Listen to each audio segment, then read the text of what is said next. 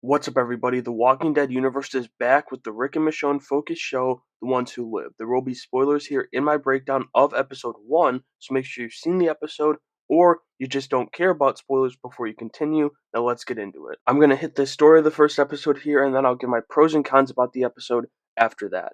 Episode 1 opens with the see a scene before you understand it as Rick contemplates suicide in his quarters. We then jump 5 years later, which is actually like a year before present day in the show. We just don't know it yet, and 5 years since Rick blew up the bridge in the main show. During an assignment to take down walkers who are on fire in a forest, Rick chops his left hand off in an attempt to escape, and it isn't his first attempt either. But the man looking after him in the CRM, Okafor, keeps giving him more chances because he sees potential in him, and he wants him to join the CRM, and after years, Rick finally gives in, but is still intent on escaping to find Michonne and his family. It's revealed this location he's in is Philadelphia, and they have an alliance with two other cities, Omaha, Nebraska, and Portland, Oregon, and the latter surviving all this is hilarious, but I, I won't get into that.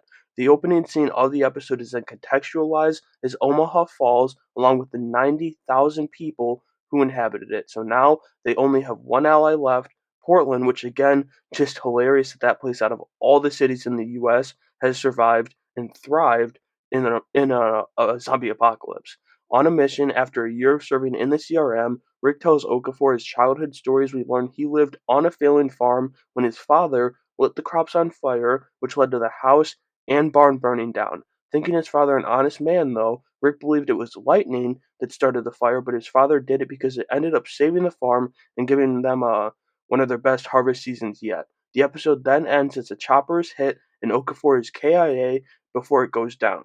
Once it's down, Rick and his team get out and they're all taken out until his mask is taken off and the assailant recognizes him and he recognizes her as Rick and Michonne are breathing the same air for the first time in over 6 years. Alright, I'm going to get my con out of the way first here, and that's right, I've only got one con for this episode here. That being this CRM place in Philly just feels so similar to the Commonwealth from the later seasons of The Walking Dead, and now I loved the Commonwealth as villains in the show, probably more than most did, but I'm not really interested in seeing another prospering group whose military operates outside of public view be the antagonist in this universe. But that could all change later on in the show. Maybe there's going to be something that truly differentiates them, and I'm very open to eating my words here on this and do a 180 on the CRM. As for the pros, this is where I live because oh my god, I loved this first episode. First thing that needs to be acknowledged is how flawlessly Andy Lincoln came back to this role after 6 years. Sure,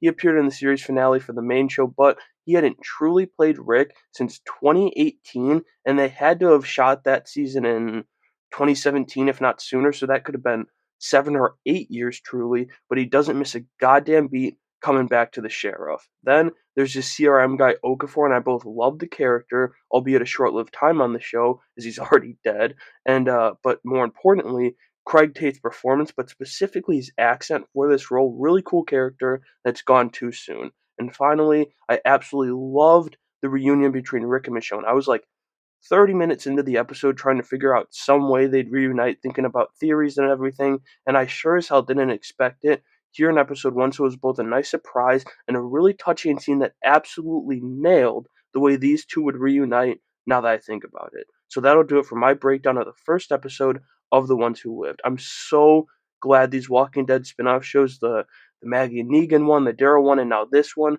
are good because I love this franchise so much. I mean, it's been running and I've been watching it for over half my life, and I'm so happy it's thriving once again. But let me know what you thought of that first episode down in the comments below, and make sure you have a great day.